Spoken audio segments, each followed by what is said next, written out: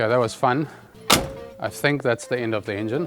On the way here, there was a lot of smoke and very little horsepower.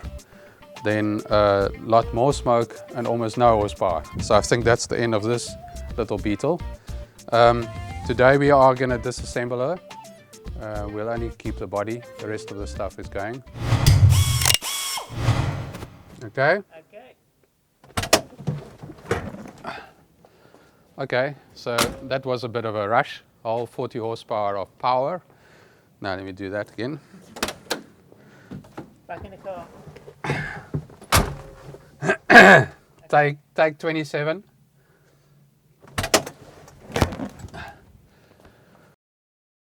So that was a rush, 40 horses. So now we're going to strip her. No, I don't want to say strip.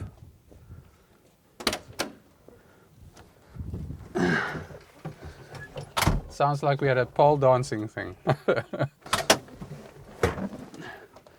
Okay, so that was 40 adrenaline-filled horses, and I definitely won't miss it. But what we are going to be doing today is to disassemble this girl. That's maybe not a good idea, eh?